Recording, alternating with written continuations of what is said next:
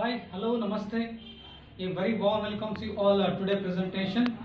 Before the presentation, I am Akki Maruti, Assistant Professor of Commerce, SKNG Government First Grade College, Gangavati. Today we will have yet another block to discuss on Cost Accounting 2 subject as per the VSKB curriculum. My dear friends, previous sessions I have explained regarding marginal costing.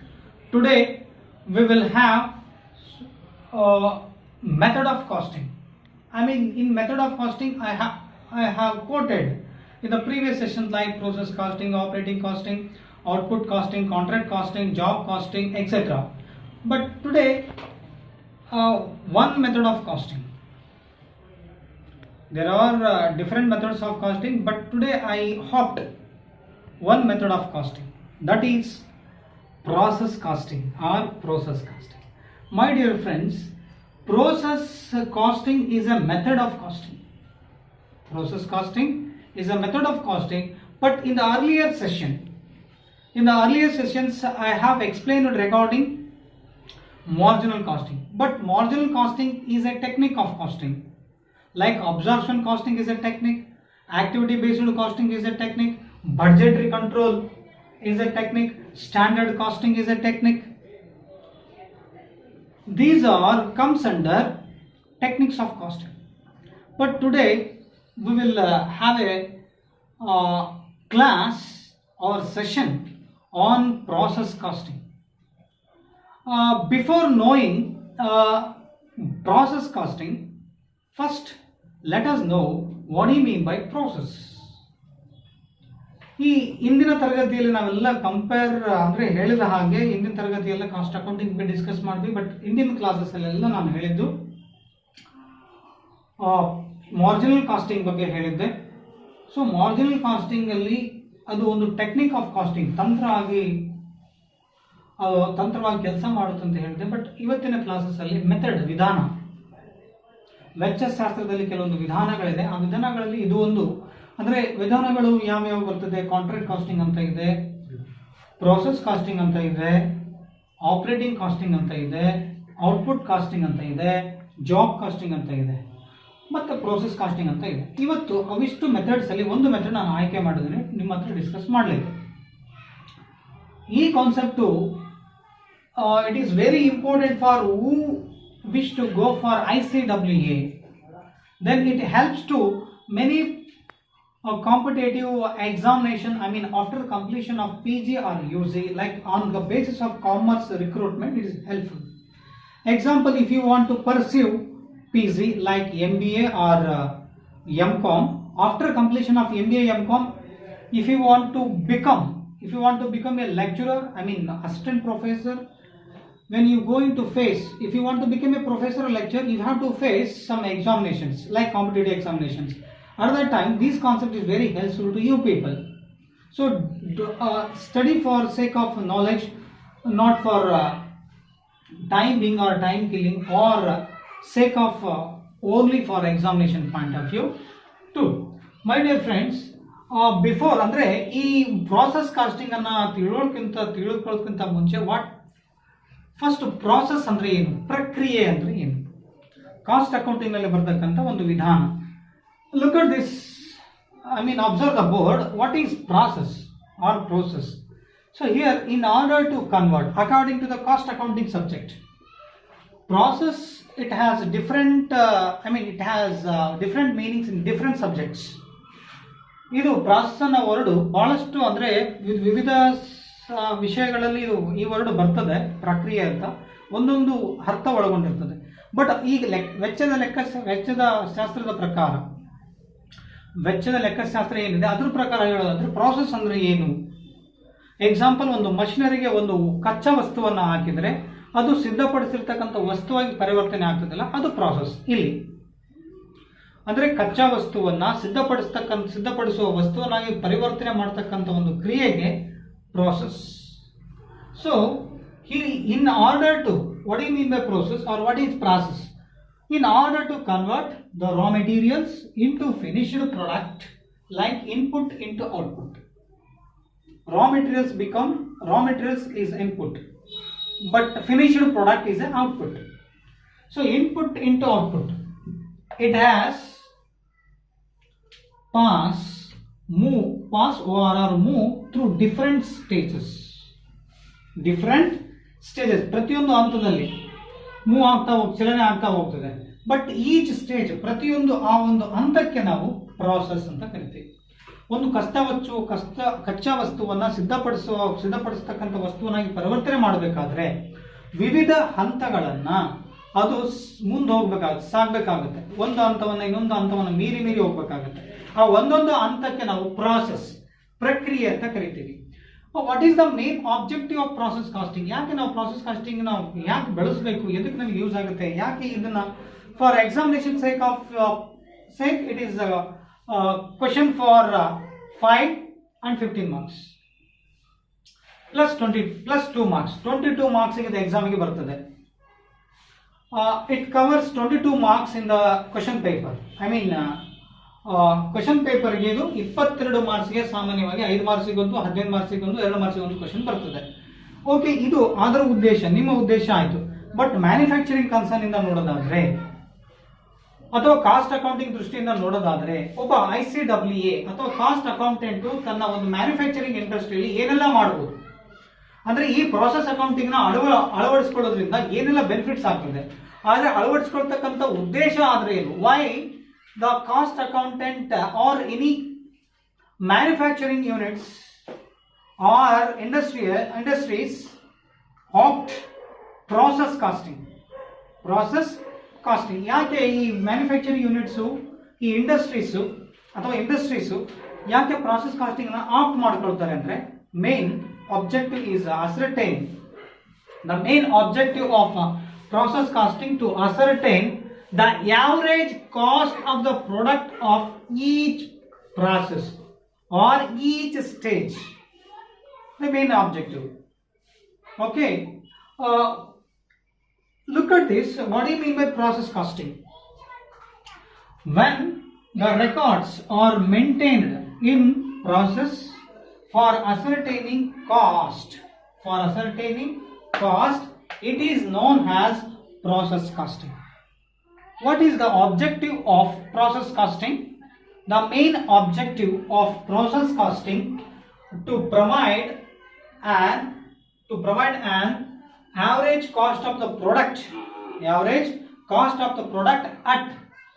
It provides the average cost of the product at each stage or each process. This is the main objective of process costing. Why process costing is essential? Is it necessary to opt process costing by manufacturing industries or manufacturing concerns?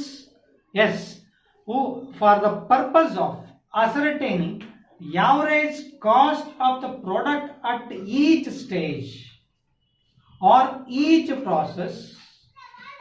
So it is very essential for ascertaining average cost of product. ಪ್ರತಿಯೊಂದು ಹಂತಕ್ಕೆ ಸಂಬಂಧಪಟ್ಟಂಗೆ ಪ್ರತಿಯೊಂದು ಹಂತ ಏನಿದೆ ಆ ಪ್ರತಿಯೊಂದು ಹಂತ ಅಥವಾ ಒಂದು ಪ್ರತಿಯೊಂದು ಸ್ಟೆಪ್ ಅಥವಾ ಸ್ಟೇಜ್ ಅಂತ ಏನಿದೆ ಹಂತ ಇರಬಹುದು ಅಥವಾ ಪ್ರತಿಯೊಂದು ಪ್ರಕ್ರಿಯೆಗೆ ಸರಾಸರಿ ಒಂದು ಪ್ರಾಡಕ್ಟ್ಗೆ ತಗಲ್ತಕ್ಕಂಥ ವೆಚ್ಚವನ್ನ ತಿಳಿಸ್ತದೆ. ಪ್ರತಿಯೊಂದು ಹಂತಕ್ಕೆ ಸಂಬಂಧಪಟ್ಟಂಗೆ ಒಂದು ವಸ್ತುವಿನ ಸರಾಸರಿಯ ವೆಚ್ಚ ಎಷ್ಟು ಎಕ್ಸ್ಪೆಂಡಿಚರ್ ಆಗ್ತಾ ಇದೆ ಒಂದೊಂದು ಪ್ರಾಡಕ್ಟ್ಗೆ ಒಂದೊಂದು ಪ್ರಾಸೆಸ್ಗೆ ಅನ್ನೋದನ್ನ ತಿಳಿಪಡಿಸುವಲ್ಲಿ ಇದು ಹೆಲ್ಪ್ ಮಾಡೋದು. ಇದು ಆಬ್ಜೆಕ್ಟಿವ್. ಅಂದ್ರೆ ನಾವು ಪ್ರತಿಯೊಂದು ಪ್ರಾಸೆಸ್ಗೆ ಸ್ಟೆಪ್ ಬೈ ಅಂದ್ರೆ ಒಂದು ಸ್ಟೇಜ್ಗೆ ಎಷ್ಟು ಎಕ್ಸ್ಪೆಂಡಿಚರ್ ಆಗಿದೆ, ಎಷ್ಟು ಪ್ರಮಾಣದ ವೆಚ್ಚವನ್ನ ಭರಿಸಲಾಗಿದೆ ಒಂದು ಸ್ಟೇಜ್ಗೆ ಸಂಬಂಧಪಟ್ಟಂಗೆ ಒಂದು ಪ್ರಕ್ರಿಯೆಗೆ ಸಂಬಂಧಪಟ್ಟಂಗೆ. ಎಕ್ಸಾಂಪಲ್ ನಮಗೆ ಬಹಳಷ್ಟು ಇಂಡಸ್ಟ್ರಿ ಸಿಗ್ತದೆ. ಮಿಲ್ಕ್ ಡೈರಿ ಇರ್ಬೋದು, ಪೇಪರ್ ಮ್ಯಾನುಫ್ಯಾಕ್ಚರ್ ಇರ್ಬೋದು, ಫ್ಲೋರ್. ಎಕ್ಸಾಂಪಲ್ ಹೇಳಿದಾಗೆ ಪೇಪರ್ ಮ್ಯಾನುಫ್ಯಾಕ್ಚರ್ ಇರ್ಬೋದು, flour means sugar industries. Majority of the people or majority of the students or my dear friends, you can find the sugar industry in your city or in your surrounding area. In case of sugar industry, raw material was sugarcane, but for finished product ಈ sugar, raw material sugar cane. ಅಂದ್ರೆ ನೀವು ಬಹಳಷ್ಟು ಜನ ನೋಡಿರ್ತೀರಿ sugar ಫ್ಯಾಕ್ಟರಿಯನ್ನ, ಅಲ್ಲಿ ಕಚ್ಚಾ ವಸ್ತುವನ್ನ ಸಿದ್ಧ ವಸ್ತುವನ್ನಾಗಿ ಮಾಡಬೇಕಾದ್ರೆ ಕೆಲವೊಂದು ಹಂತಗಳಿದೆ. ಅಂದ್ರೆ ಕಚ್ಚಾ ವಸ್ತು ಕಬ್ಬು ಆದ್ರೆ ಸಿದ್ಧಪಡಿಸಿರ್ತಕ್ಕಂಥ ವಸ್ತು ಸಕ್ಕರೆ. ಈ ಒಂದು ಹಂತದಿಂದ ಇನ್ನೊಂದು ಹಂತಕ್ಕೆ ಬರಬೇಕಾದ್ರೆ ಅಂದ್ರೆ ರಾ ಮೆಟೀರಿಯಲ್ಸ್ ಕೊಂಡ್ಕೊಂಡಾಗ ತಗಲ್ತಕ್ಕಂಥ ಎಕ್ಸ್ಪೆಂಡಿಚರು ಮತ್ತೆ ಆ ವಸ್ತು ಫಿನಿಶ್ಡ್ ಪ್ರಾಡಕ್ಟ್ ಆಗ ಅಂದ್ರೆ ಕಬ್ಬು ಹಿಂಡಿ ಹಿಪ್ಪೆ ಆದಾಗ, ಹಿಪ್ಪೆ ಬರ್ತಕ್ಕಂಥದ್ದು ಒಂದು ಸ್ಟೇಜ್, ಮತ್ತೆ ಮೊಲಾಸಿಸಸ್ ಬೈ ಪ್ರಾಡಕ್ಟ್ಸ್ ಅಂತ ಬರ್ತದೆ, ಮೊಲಾಸಿಸ್ ಅಂಡ್ ಬೊಗ್ಯಾಸಸ್ ಅಂತ ಬರ್ತದೆ ಬೈ ಪ್ರಾಡಕ್ಟ್ಸ್. ಆ ಬೈ ಪ್ರಾಡಕ್ಟ್ಸ್ ಗೆ ಸಂಬಂಧಪಟ್ಟಂಗೆ ಆಗ್ತಕ್ಕಂಥ ಎಕ್ಸ್ಪೆಂಡಿಚರ್. ಆಮೇಲೆ ಮೊಲಾಸಿಸ್ ಅಂದ್ರೆ ಇಟ್ ಈಸ್ ಲಿಕ್ವಿಡ್. ಅದೇ ತರ ಈ ಪ್ರಾಡಕ್ಟ್ ಫಿನಿಶ್ಡ್ ಪ್ರಾಡಕ್ಟ್ ಸಕ್ಕರೆ ಆಗುತ್ತಲ್ಲ, ಒಂದೊಂದು ಸ್ಟೇಜ್ಗೆ ಅಂದ್ರೆ ರಾ ಮೆಟೀರಿಯಲ್ಸ್ ಕೊಂಡ್ಕೋಬೇಕಾದ್ರೆ ಎಷ್ಟು ಖರ್ಚಾಯಿತು, ಆ ರಾ ಮೆಟೀರಿಯಲ್ಸ್ ಅಂದ್ರೆ ಕಬ್ಬನ್ನ ಕೊಂಡ್ಕೋಬೇಕಾದ್ರೆ ಎಷ್ಟು ಅಮೌಂಟ್ ಎಕ್ಸ್ಪೆಂಡಿಚರ್ ಮಾಡಲಾಯಿತು, ಆ ಕಬ್ಬನ್ನ ಕರೆಕ್ಟ್ಲಿಸ್ಗೋಸ್ಕರ ಲೇಬರರ್ಸ್ ಏನಿದೆ ಆ ಲೇಬರ್ಸ್ ಖರ್ಚು ಮಾಡಿರ್ತಕ್ಕಂಥ ಅಮೌಂಟ್ ಎಷ್ಟು, ಮತ್ತೆ ಲೇಬರ್ಸ್ ಖರ್ಚು ಮಾಡಬೇಕಾದ್ರೆ ಅವರಿಗೆ ಹಣ ಕೊಡಬೇಕಲ್ಲ, ಓವರ್ ಹೆಡ್. ಆ ಓವರ್ ಹೆಡ್ ಅಮೌಂಟ್ ಏನ್ ಹೇಳ್ತೀವಿ, direct material, direct labour and direct expenses. ಈ ಎಕ್ಸ್ಪೆನ್ಸ್ ಅನ್ನ ಮೂರನ್ನ ಬರೆಸಬೇಕಾದ್ರೆ ಒಂದೊಂದು ಹಂತಕ್ಕೆ ಸಂಬಂಧಪಟ್ಟಂಗೆ work in progress. Raw materials becomes finished product. But raw material partly finished goods ಕೂಡ ಆಗ್ಬೋದು, ಅಂದ್ರೆ ವರ್ಕ್ ಇನ್ ಪ್ರೋಗ್ರೆಸ್, ವರ್ಕ್ ನಡೀತಾ ಇದ್ರೆ. So raw material work in progress, ಮತ್ತೆ ಅದಕ್ಕೇನಾದ್ರೂ ವರ್ಕ್ ಇನ್ ಪ್ರೋಗ್ರೆಸ್ ಅಂದ್ರೆ ಕೆಲಸ ಮಾಡ್ಲಿಕ್ಕೆ ಲೇಬರ್ಸ್ ಏನು ಆಯ್ಕೆ ಮಾಡ್ತೀವಲ್ಲ, ಆ ಲೇಬರ್ಸ್ಗೆ ವೇಜಸ್ ಅನ್ನ ಕೊಡಬೇಕಾಗತ್ತೆ. ಅದು direct expenses or in the form of like any wages ಇರ್ಬೋದು, ಅಥವಾ ವೇಜಸ್ ಹೆಚ್ಚಾಗಿ ನಾವು ಈ ಲೇಬರರ್ಸ್ ಅಮೌಂಟ್ ಅನ್ನ ಪೇಮೆಂಟ್ ಮಾಡ್ತೀವಿ. ಜೊತೆಗೆ ಎಕ್ಸ್ಪೆನ್ಸಸ್ ಮಾಡ್ತೀವಿ ಕೆಲವೊಂದು while purchasing any raw materials, carriage inward, freight inward. So any expenses incurred on purchase of raw material, these comes under direct expenses. Then any expenses relating to the factory or manufacturing industry like haulage expenses, factory lighting and heating, supervisor salary, isn't it? These are the expenses, or comes under some overheads. Factory overhead. In case any salary paid to office supervisor or salary to staff, these comes under administration overhead. Some expenses kept under factory overhead. Some expenses kept under or put under selling expenses like publicity, advertisement expenses. Then distribution expenses, traveler commissions, or any expenses relating to the distribution charges. These expenses have to be incurred by manufacturing concerns. That's why these comes under overheads. But wages or any expenses paid on purchase of material, these comes under direct expenses. So here, how much cost has to be incurred, then how much expenditure are made by each stage by company, or or manufacturing company. So this is a very important topic for ascertaining each stage of average cost of product. ಪ್ರತಿಯೊಂದು ಹಂತಕ್ಕೆ ಸಂಬಂಧಪಟ್ಟಿರ್ತಕ್ಕಂಥ ಖರ್ಚುಗಳು ಎಷ್ಟಾಗುತ್ತೆ ಅನ್ನೋದನ್ನ ತಿಳಿಸ್ಪಡಿಸಬೇಕಾದ್ರೆ ನಮಗೆ process casting ಬೇಕಾಗುತ್ತೆ. ಇದರ ಉದ್ದೇಶ ಇಷ್ಟೇ, average cost, ಸರಾಸರಿಯ ವೆಚ್ಚವನ್ನ ಒಂದು ವಸ್ತುವಿಗೆ, ಒಂದು ಪ್ರಾಡಕ್ಟ್ಗೆ ಎಷ್ಟು ಖರ್ಚಾಗುತ್ತೆ ಅನ್ನೋದನ್ನ ತಿಳಿಪಡಿಸುವಲ್ಲಿ ಪ್ರತಿಯೊಂದು ಹಂತದಲ್ಲಿ ಎಷ್ಟು ಹಣ ವಿನಿಯೋಗ ಆಗ್ತಾ ಇದೆ, ಮ್ಯಾನುಫ್ಯಾಕ್ಚರಿಂಗ್ ಕನ್ಸರ್ನ್ ಮಾಡ್ತಾ ಇದೆ. ಈ ಎಕ್ಸಾಂಪಲ್ ನಾನು ಹೇಳಿದೆ, ಶುಗರ್ ಇಂಡಸ್ಟ್ರಿ ಬಗ್ಗೆ ಹೇಳಿದೆ, ಅದು ಬೆಸ್ಟ್ ಎಕ್ಸಾಂಪಲ್ ಪ್ರಾಸೆಸ್ ಕಾಸ್ಟಿಂಗ್. ಕಬ್ಬು ಇರೋದು ಹಾಲಾಗ್ತದೆ, ಹಾಲು ಜೊತೆಗೆ ಒಂದು ಹಿಪ್ಪೆ ಅಂತ ಹೊರಗಡೆ ಬರ್ತದೆ. ಆ ಹಿಪ್ಪೆಯಾಗಿ ಹೊರಗಡೆ ಬರಬೇಕಾದ್ರೆ ಕೆಲವೊಂದು ಎರಡು ಸಹಾಯಕ ವಸ್ತುಗಳು ಒಳಗಡೆ ಬರ್ತದೆ, ಒಂದು ಬೊಗ್ಯಾಸಿಸ್ ಅಂಡ್ ಮೊಲಾಸಿಸ್ ಅಂತೇಳಿ. ಸೊ ಇದಕ್ಕೆಲ್ಲ ಒಂದೊಂದು ಹಂತಕ್ಕೆ ಎಷ್ಟೆಲ್ಲ ಎಕ್ಸ್ಪೆಂಡಿಚರ್ ಆಗ್ತಾ ಇದೆ, ರಾ ಮೆಟೀರಿಯಲ್ಸ್ ಕೊಂಡ್ಕೊಂಡಾಗ ಎಷ್ಟು ಎಕ್ಸ್ಪೆಂಡಿಚರ್ ಆಯಿತು, ಆ ರಾ ಮೆಟೀರಿಯಲ್ಸ್ ಅನ್ನು ಸಿದ್ಧಪಡಿಸ್ತಕ್ಕಂಥ ವಸ್ತುವನ್ನು ಕನ್ವರ್ಟ್ ಮಾಡಬೇಕಾದ್ರೆ ಕೆಲವು ಲೇಬರ್ಸ್ ಬೇಕು ವರ್ಕ್ ಮಾಡಲಿಕ್ಕೆ, ಮಷಿನರಿ ನೋಡ್ಕೊಳ್ಳಿಕ್ಕೆ. Okay, when raw materials fed into machinery as a input, it becomes output. Machinery ಒಳಗಡೆ ನಾವು ರಾ ಮೆಟೀರಿಯಲ್ ಹಾಕಿದ್ರೆ ಹೊರಗಡೆ ನಮಗೆ ಉತ್ಪನ್ನ ಹೊರಗಡೆ ಸಿಗ್ತದೆ. ಸೊ ಇಲ್ಲಿ ಒಂದು it's process costing is applicable where homogeneous products are continuously process costing is a continuous process where homogeneous products homogeneous products or manufacturing or as input becomes output. ಇಲ್ಲಿ manufacturing ಅಂದರೆ ಈ ಪ್ರೋಸೆಸ್ ಕಾಸ್ಟಿಂಗ್ ಬಂದು ಒಂದೇ ಥರದ ವಸ್ತುಗಳನ್ನು ಉತ್ಪಾದನೆ ಮಾಡುವಲ್ಲಿ ಇದು ಪ್ರೋಸೆಸ್ ಕಾಸ್ಟಿಂಗ್ ಹೆಲ್ಪ್ ಆಗುತ್ತೆ. ಎಕ್ಸಾಂಪಲ್, ಒಂದೇ ಥರದ ವಸ್ತುಗಳನ್ನು ಶುಗರ್, ಕಬ್ಬುಗಳನ್ನು ಉಪಯೋಗನ ಮಾಡಿನೇ ಶುಗರನ್ನು ಒಂದೇ ಥರದ ವಸ್ತುಗಳಿರಬೇಕು. ಕಬ್ಬುಗಳು ಮಾತ್ರ ಉತ್ಪಾದನೆ ಯೂಸ್ ಮಾಡಿನೇ ಶುಗರ್ ಮಾಡಲಿಕ್ಕೆ ಸಾಧ್ಯ. ಹೋಮೋಜಿನಿಯಸ್ ಅಂತ ಹೇಳ್ತೀವಿ, ಹೆಟ್ರೋಜಿನಿಯಸ್ ಅಲ್ಲ, ಹೋಮೋಜಿನಿಯಸ್. ಒಂದೇ ಥರ ಇರ್ತಕ್ಕಂಥ ವಸ್ತುಗಳನ್ನು ಒಂದೇ ಥರದ ವಸ್ತುಗಳನ್ನು ಕಚ್ಚಾ ವಸ್ತುಗಳನ್ನಾಗಿ ಇಟ್ಕೊಂಡು ಸಿದ್ಧಪಡಿಸ್ತಕ್ಕಂಥ ವಸ್ತುಗಳಾಗಿ ಪರಿವರ್ತನೆ ಮಾಡ್ತಕ್ಕಂಥ ಇಂಡಸ್ಟ್ರೀಸ್ ಅಂದರೆ almost process costing. Like sugar, paper, dairy, cement industry or oil refining ಅಂತ ಬರ್ತದೆ. ಇವೆಲ್ಲ examples. Next, what do you mean by process costing? When the records are maintained in process, ಪ್ರತಿಯೊಂದು ಪ್ರಾಸೆಸ್ಗೆ ಸಂಬಂಧಪಟ್ಟಿರ್ತಕ್ಕಂಥ ರೆಕಾರ್ಡ್ಸ್ ಅನ್ನು ಮೇಂಟೈನ್ ಮಾಡ್ತಾ ಇದ್ರೆ ಇದಕ್ಕೋಸ್ಕರ for ascertaining cost, ಒಂದು ವೆಚ್ಚವನ್ನು ಕಂಡುಹಿಡಿಯೋದಕ್ಕೋಸ್ಕರ ಪ್ರತಿಯೊಂದು ಹಂತದ ಪ್ರತಿಯೊಂದು ಪ್ರಕ್ರಿಯೆಯ ಲೆಕ್ಕಪತ್ರ ಅಂದರೆ ದಾಖಲೆಗಳನ್ನು ನಮೂದು ಮಾಡ್ತಕ್ಕಂಥ ಕ್ರಿಯೆ ಏನಿದೆ ವೆಚ್ಚಕ್ಕೆ ಸಂಬಂಧಪಟ್ಟಂಗೆ, ಅಂದರೆ ವೆಚ್ಚವನ್ನು ಕಂಡುಹಿಡಿಯೋದಕ್ಕೋಸ್ಕರ ಪ್ರತಿಯೊಂದು ಹಂತದ ಅಥವಾ ಪ್ರತಿಯೊಂದು ಪ್ರಕ್ರಿಯೆಯ ದಾಖಲೆಗಳನ್ನು ನಮೂದಿಸ್ತಕ್ಕಂಥ ಕ್ರಿಯೆ ನಾವು ಪ್ರಾಸೆಸ್ ಕಾಸ್ಟಿಂಗ್.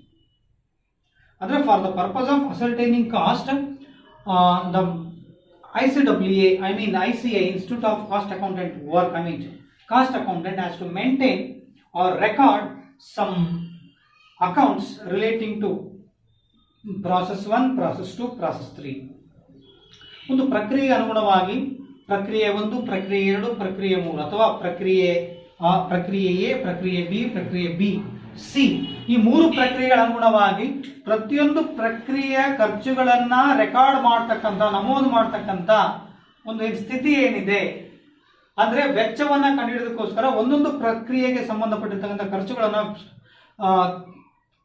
ಇದು ಸಪ್ರೇಟ್ ಅಂತ ಏನು ಹೇಳ್ತೀವಿ, ಅಂದರೆ ಪ್ರತ್ಯೇಕವಾಗಿ ಒಂದು ಖಾತೆಗಳನ್ನು ರೆಡಿ ಮಾಡೋದೇನಿದೆ, ತಯಾರಿಸೋದೇನಿದೆ, ಅದು process costing. Next, how do you define process costing? Definition of process costing. Now, definitions given by Lunt and Ripley. Observe, process costing is used to ascertain the cost of each stage of manufacture where material is passed through various operations to obtain a final product of result with the products in many cases at different stages. Okay, here the fantastic definition given by Lunt and Ripley, they defines that, or they observe that process costing is used to ascertain the cost of each stage of manufacture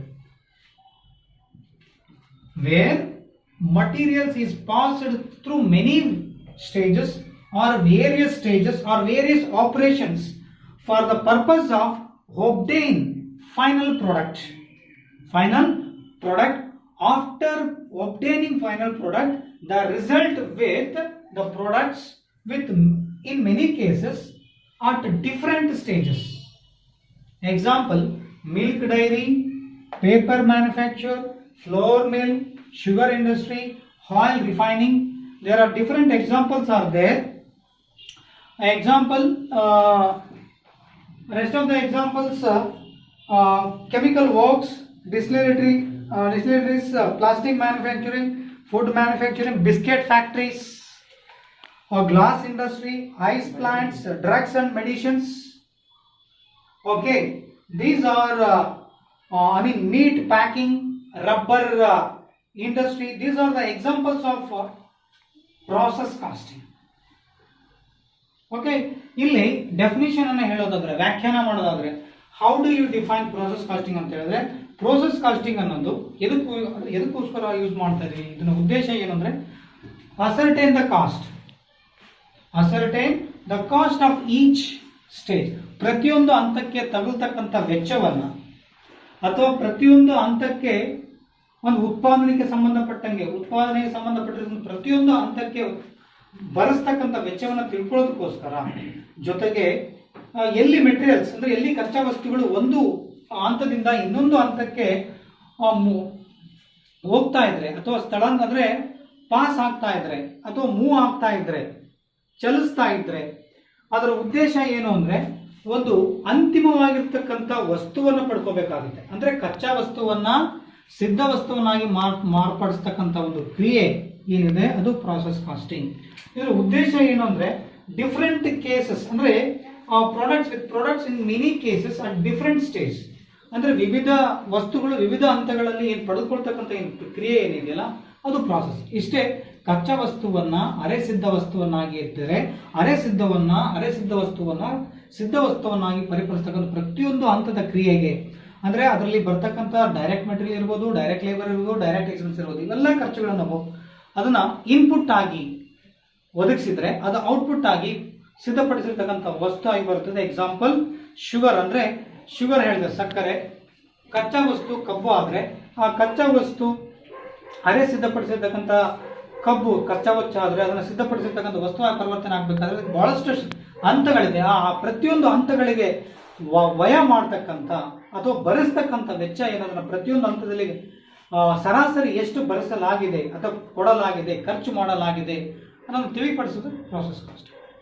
then ಯಾವ ಲಕ್ಷಣಗಳನ್ನು ಹೊಂದಿರೋದಕ್ಕೆ ನಾವು process costing ಅಂತ ಹೇಳ್ತೀವಿ. What are the characteristics of process costing? Look at this. These are the characteristics must have process costing. These are the very essentials. These are the essentials or features of process costing.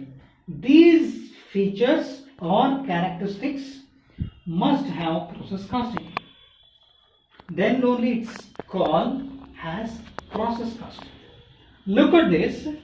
ಈ ತರದ ಲಕ್ಷಣಗಳನ್ನು ಹೊಂದಿದ್ರೆ ಮಾತ್ರ ನಾವು process costing ಅಂತ ಹೇಳ್ತೀವಿ. Example, the product is standardised, ಅಂದ್ರೆ ಇರ್ತಕ್ಕಂಥ ವಸ್ತು ಅಂದ್ರೆ ಒಂದು ಉನ್ನತ ಮಟ್ಟದಲ್ಲಿರ್ತಕ್ಕಂಥ ವಸ್ತು ಆಗಿರ್ಬೇಕು. ಅಂದ್ರೆ ಈ ಪ್ರಾಸೆಸ್ ಕಾಸ್ಟಿಂಗ್ ನಲ್ಲಿ ಯಾವಾಗಲೂ ಉನ್ನತೀಕರಣಕ್ಕೋಸ್ಕರ ಬಳಸ್ತಕ್ಕಂಥ ಒಂದು ಮೆಥಡ್ ಆಫ್ ಕಾಸ್ಟಿಂಗ್ ಅಂತ ಹೇಳ್ಬೋದು, method of casting.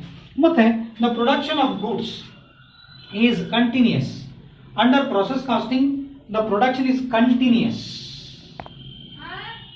Under process costing, production is continuous. There is no stoppage due to layoff or strikes, lockouts, etc. Under process costing, production of goods is continuous. Process costing ನಲ್ಲಿ ವಸ್ತುಗಳ ಉತ್ಪಾದನೆ ಯಾವಾಗಲೂ ನಿರಂತರವಾಗಿರಬೇಕು. Okay. Next, the finished product is the result of two or more process. The finished product must be two, minimum two process or more than two. ಅಂದ್ರೆ ಈ ಸಿದ್ಧಪಡಿಸಿರ್ತಕ್ಕಂಥ ವಸ್ತು ಹೊರಗೆ ಬರಬೇಕಾದ್ರೆ ಕನಿಷ್ಠ 2 ಪ್ರಾಸೆಸ್ ಇರಬೇಕು ಅಥವಾ ಗರಿಷ್ಠ ಎಷ್ಟಾದ್ರೂ ಇರಬಹುದು. ಓಕೆ, 2 or more ಅಂದ್ರೆ ಇಂಥ ಲಕ್ಷಣಗಳನ್ನು ಹೊಂದಿರಬೇಕು, ಇಂಥ ಅಂಶಗಳನ್ನು ಹೊಂದಿದ್ರೆ ನಾವು ಪ್ರಾಸೆಸ್ ಕಾಸ್ಟಿಂಗ್ ಅಂತ ಕರಿತೀವಿ. Next, the output of one process becomes input of next process. ಒಂದು ಪ್ರೋಸೆಸ್ಸಿನ ಔಟ್ಪುಟ್ ಕ್ಲೋಸಿಂಗ್ ಸ್ಟಾಕ್ ಇನ್ನೊಂದು ಪ್ರೋಸೆಸ್ಸಿಗೆ ಅದು ಓಪನಿಂಗ್ ಸ್ಟಾಕ್ ಆಗಿರುತ್ತೆ, ಇಂಡೈರೆಕ್ಟ್ ಆಗಿ, ಬೇರೆ ಅರ್ಥದಲ್ಲಿ ಹೇಳೋದಾದ್ರೆ. In other words, according to the financial accounting, the closing stock of first process, it becomes opening stock of second process. A, B, C. A's output, it becomes input of process B. Under process A output, under process A output, it becomes input of process B, nothing but is opening stock. Then and that last process, final process or last process is transferred to the finished stock. The last process, closing stock, has to be transferred to finished stock or warehouse. Next last characteristics ಅಂದರೆ ಅಂತಿಮವಾಗಿರ್ತಕ್ಕಂಥ ಪ್ರಾಸೆಸ್ಸಿನ ಖಾತೆಯಲ್ಲಿ ಏನಾದರೂ output ಉಳಿದ್ರೆ ಆ ಔಟ್ಪುಟ್ಟನ್ನು ಅಥವಾ closing ಸ್ಟಾಕನ್ನು direct ಆಗಿ ಸಿದ್ಧಪಡಿಸಿರ್ತಕ್ಕಂಥ ಶಿಲ್ಕು ಖಾತೆಗೆ ಅಥವಾ ಉಗ್ರಾಣಕ್ಕೆ ಅದನ್ನು ವರ್ಗಾಯಿಸಬೇಕಾಗುತ್ತದೆ. ಇನ್ನು ಐದನೇ ಲಕ್ಷಣ, the cost per unit is the average cost. Under process accounting or process costing or process accounting, cost per unit always worked out on average cost. These are the characteristics. ಅಂದ್ರೆ ಈ process casting ನಲ್ಲಿ ಒಂದು ಘಟಕಕ್ಕೆ ತಗಲ್ತಕ್ಕಂಥ ವೆಚ್ಚ ಯಾವಾಗಲೂ ಸರಾಸರಿ ವೆಚ್ಚವಾಗಿರಬೇಕಾಗಿರುತ್ತದೆ. ಅದು ಸರಾಸರಿ ವೆಚ್ಚವಾಗಿರಬೇಕು ಅಂತ ಇಂಥ ಲಕ್ಷಣಗಳನ್ನು ಒಳಗೊಂಡಿರಲೇಬೇಕು. These are the characteristics. Okay, after completion of characteristics of process accounting, now question arises to us. ಈಗ ನಮಗೆ ಸಾಮಾನ್ಯವಾಗಿ ಒಂದು ಕ್ವಶನ್ ಬಂದೇ ಬರ್ತದೆ. ಇದು ಪ್ರತಿಯೊಂದು ಪ್ರಾಸೆಸ್ಸಿಗೆ ಸಂಬಂಧಪಟ್ಟಂಗೆ the main objective of process accounting is to ascertain average cost of each stage or average product of at each stage or each process. The main objective of process accounting is to provide an average cost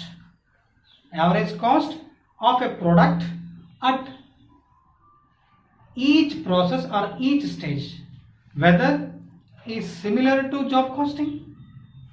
ಪ್ರತಿಯೊಂದು ಹಂತಕ್ಕೆ ಬರೆಸ್ತಕ್ಕಂಥ ವೆಚ್ಚ ಎಷ್ಟನ್ನು ತಿಳಿಪಡಿಸುತ್ತೆ ಅಂದರೆ ಇದು ಕೂಡ job cost ತರನ.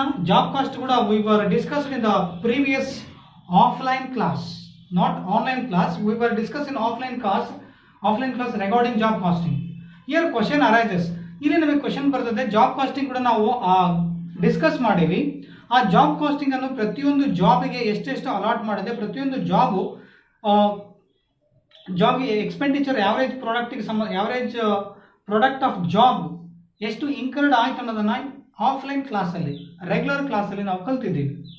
But ಇವತ್ತು ಇದು ಕೂಡ ಜಾಬ್ ಕಾಸ್ಟಿಂಗ್ ಥರನಾ, ಇದು ಕೂಡ ಜಾಬ್ ಕಾಸ್ಟ್ ಥರನಾ ಅಂತಂದರೆ no, there is a difference.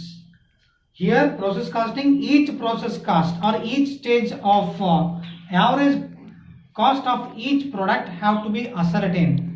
I mean the main objective of process costing is to ascertain of average cost of each product at each, product of at each stage or each process. The same under job costing is also the main purpose of job costing is to ascertain cost of a product, average cost of each job, to ascertain average cost of each job. So whether these are similar, whether these are any differences.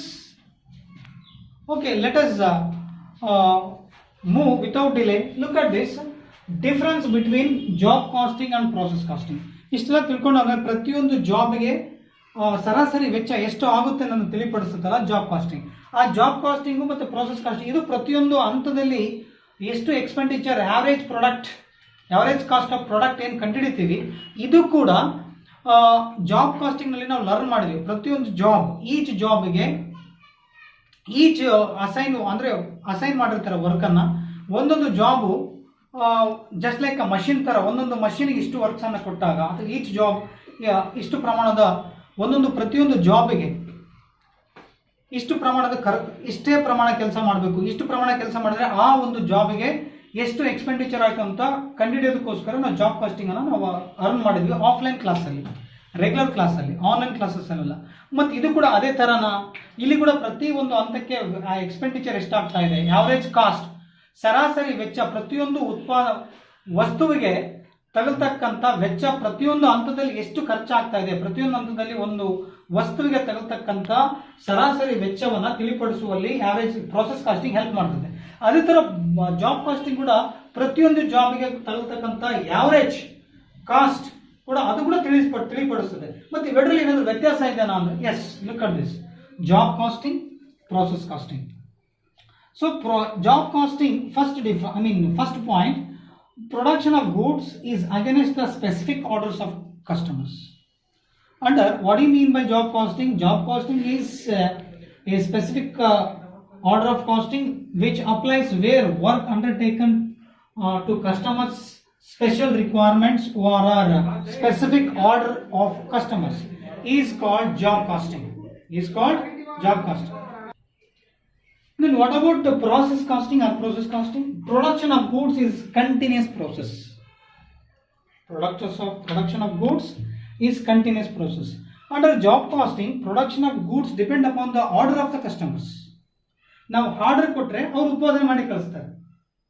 Just like ನಾವು ಅಮೆಜಾನಲ್ಲಿ ಒಂದು ಪ್ರಾಡಕ್ಟನ್ನು order ಮಾಡ್ತೀವಿ, ಒಂದು ಯಾವುದೋ ಒಂದು ಪುಸ್ತಕ ಬೇಕು ಅಂದರೆ ಕೆಲವೊಂದು ಪುಸ್ತಕಗಳು demand on the base of ಇದು ಏನದು ಬೇಡಿಕೆ ಆಧಾರದ ಮೇಲೆ ಕೆಲವೊಂದು ಪುಸ್ತಕಗಳನ್ನ ಆರ್ಡರ್ ಕೊಟ್ಟ ಮೇಲೆ ಅವರು ಪಬ್ಲಿಷ್ ಮಾಡಿ, ಅಂದರೆ ಪಬ್ಲಿಷರ್ಸ್ ಏನು ಮಾಡ್ತಾರೆ, ಅದನ್ನು ಪ್ರಿಂಟ್ ಹಾಕಿ ಕಳಿಸ್ಕೊಡ್ತಾರೆ. ಅದು ಡಿಪೆಂಡ್ ಅಪಾನ್, ಅದು ಕಮ್ಸ್ ಅಂಡರ್ ಜಾಬ್ ಕಾಸ್ಟಿಂಗ್. ನಮ್ಗೆ ಯಾವುದೇ ಒಂದು ವಸ್ತು ಬೇಕಂದ್ರೆ ಆನ್ಲೈನಲ್ಲಿ ತರಿಸ್ಕೊಳ್ತೀವಿ ಅಥವಾ ಆಫ್ಲೈನಲ್ಲಿ ತರಿಸ್ಕೊಳ್ತೀವಿ. ನಾವು ಪರ್ಚೇಸ್ ಮಾಡ್ತಕ್ಕಂಥ, ಕೊಂಡ್ಕೊಳ್ತಕ್ಕಂಥ ವಸ್ತು ಕೆಲವೊಂದು ಸಮಯದಲ್ಲಿ ಏನಾಗುತ್ತೆ, ಬೇಡಿಕೆಯ ಅನುಗುಣವಾಗಿ ಕೆಲವೊಂದು ವಸ್ತುಗಳನ್ನು ಉತ್ಪಾದನೆ ಮಾಡ್ತಾರೆ, ಅದು ಜಾಬ್ ಕಾಸ್ಟಿಂಗ್ನಲ್ಲೇ ಬರ್ತದೆ. ಬಟ್ ಪ್ರೋಸೆಸ್ ಕಾಸ್ಟಿಂಗ್ ಅಂಕಲ್ ಆ ಥರ ಅಲ್ಲ, ನಿರಂತರವಾಗಿರ್ತಕ್ಕಂಥ ಉತ್ಪಾದನೆ ಪ್ರಕ್ರಿಯೆ ಕೆಲವೊಂದು, ಅಂದರೆ ಜಾಬ್ ಕಾಸ್ಟಿಂಗ್ ಅಂದ್ರೆ ಏನು, ನಾವು ಆರ್ಡರ್ ಕೊಟ್ಟರೆ ಮಾತ್ರ. ಬೆಸ್ಟ್ ಎಕ್ಸಾಂಪಲ್ ಅಂದರೆ ಹೋಟೆಲಲ್ಲಿ ದೋಸೆ ಬೇಕು ಅಂದರೆ ಬಿಸಿ ದೋಸೆ ಹಾಕ್ಕೊಡ್ತಾರೆ, ಅದು ಜಾಬ್ ಕಾಸ್ಟಿಂಗ್. ನೀವು ಆರ್ಡರ್ ಕೊಟ್ಟರೆ ಅವರು ಬಿಸಿ ದೋಸೆನ ಅಲ್ಲೇ ಹಾಕ್ಕೊಡ್ತಾರೆ. ಬೆಣ್ಣೆ ದೋಸೆ, ದೊಣ್ಣೆ ಬಿರಿಯಾನಿ ದೋಸೆ, ಮಸಾಲೆ ದೋಸೆ, ಸೆಟ್ ದೋಸೆ ನಿಮಗೆ ಬೇಕಂದ್ರೆ depend upon your order or specific order, the waiters serve according to your demands. So here job costing, here process costing is always continuous process, there is no stoppage. Next, second difference, costs are collected for each job. Under job costing, costs are collected for respective job. Example, job A, job B, job C. Okay, here costs are collected in each process. Cost to be incurred or cost to be bear by manufacturing concern on the basis of job under job costing or collected for each job. Whereas under process costing, costs are collected for each process or each stage. Under process costing, costs are bear or borne are collected for each process, like process A, process B or process C, ORR, process 1, process 2, process 3. Under job costing ನಲ್ಲಿ ಒಂದು ಮಷೀನಿಗೆ ಎಷ್ಟು expenditure ಮಾಡ್ತಾರೋ ಆ ಮಷೀನಿಗೆ ಅಷ್ಟೇ ಅಮೌಂಟನ್ನು expenditure ಎಷ್ಟಾಗುತ್ತೆ ಅಂತ calculation ಮಾಡಿ ಹೇಳ್ತಾರೆ. ಬಟ್ ಇಲ್ಲಿ ಪ್ರೋಸೆಸ್ ಕಾಸ್ಟಿಂಗ್ನಲ್ಲಿ ಒಂದು ಹಂತಕ್ಕೆ ಸಂಬಂಧಪಟ್ಟಂಗೆ ಡೈರೆಕ್ಟ್ ಮೆಟೀರಿಯಲ್ಸ್ ಇರ್ಬೋದು, ಡೈರೆಕ್ಟ್ ಲೇಬರ್ ಇರ್ಬೋದು, direct expenses, direct labour, direct materials ಎಷ್ಟು ಎಕ್ಸ್ಪೆಂಡಿಚರ್ ಅನ್ನು ಪ್ರತ್ಯೇಕವಾಗಿರ್ತಕ್ಕಂಥ ಹಂತ ಸಂಬಂಧಪಟ್ಟಂಗೆ ಖರ್ಚು ಅಂದರೆ ಕಾಸ್ಟ್ಸನ್ನು ಕ್ಲಾಸಿಫೈ ಮಾಡಲಾಗುತ್ತೆ, ಕಲೆಕ್ಟ್ ಮಾಡಲಾಗ್ತದೆ. But job costing is a terminal costing. Job costing is a terminal costing. So here, what do you mean by terminal costing? Terminal costing means is a contract costing in which each contract is taken as a separate costing unit. Here, terminal costing means a terminal costing is a contract costing in which each contract is taken as a separate costing unit for the purpose of cost ascertainment and control. It is a form of contract costing. Contract costing is a method of costing. Contract costing is also Method of costing, it is a terminal costing. Under terminal costing means it is main objective is ascertainment of cost and cost control, in which contract is taken for separate unit. But under process costing, it is a period costing. What do you mean by period costing? Period costing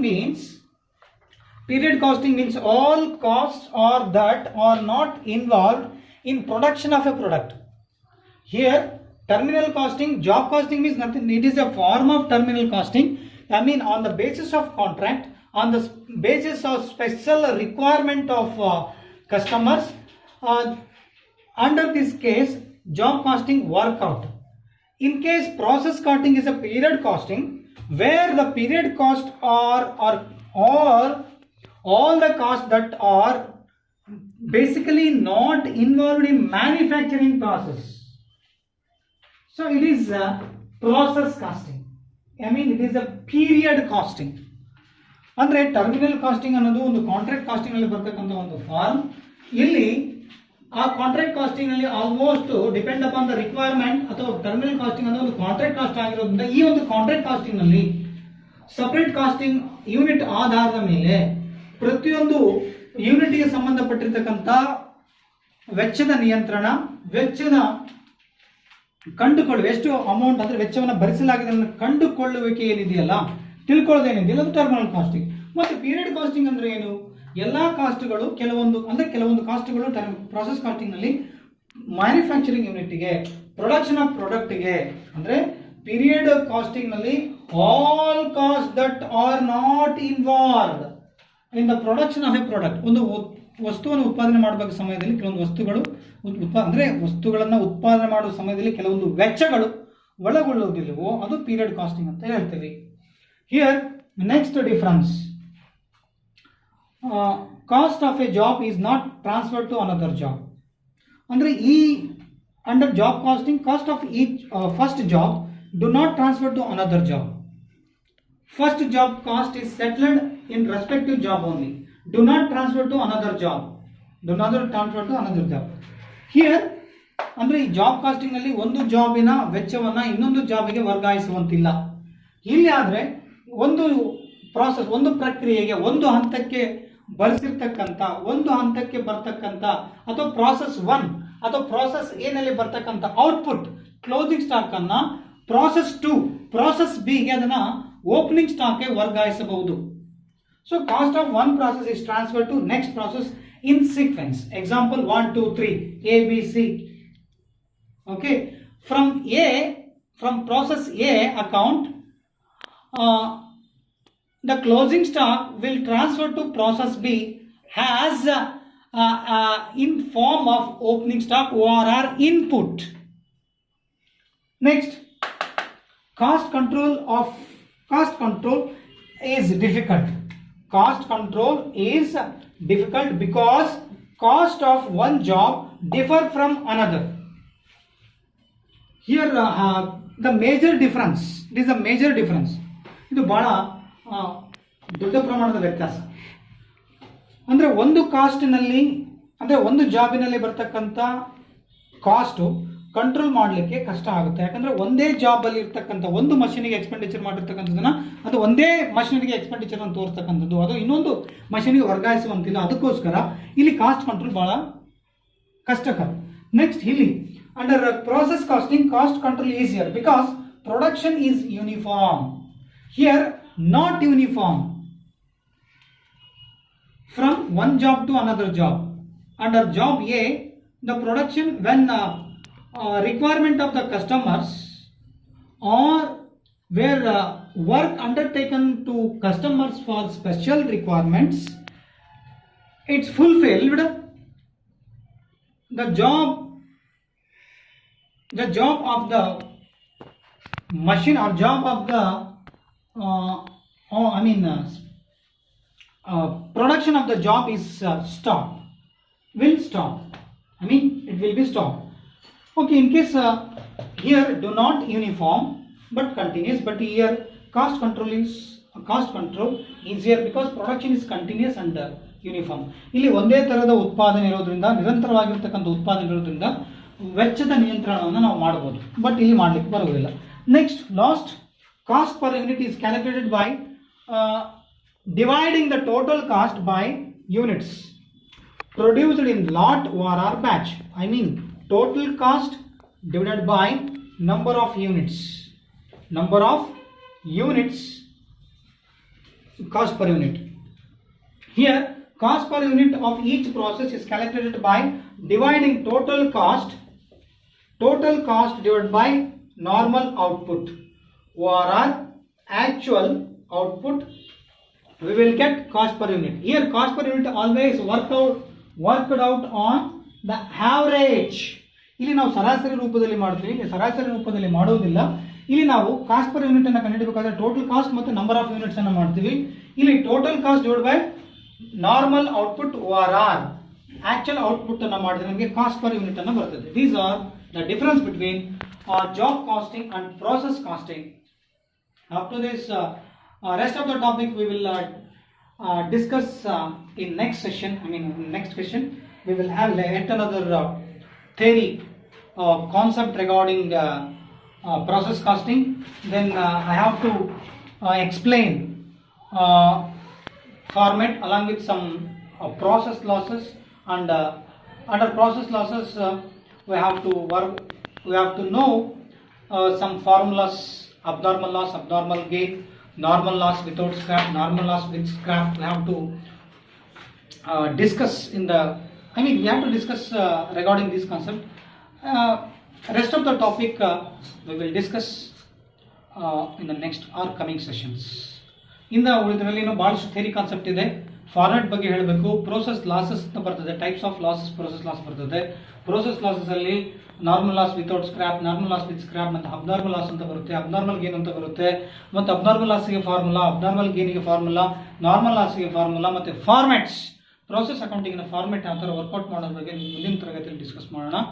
thank you for your kind attention. ಎಲ್ಲರಿಗೂ ಧನ್ಯವಾದ.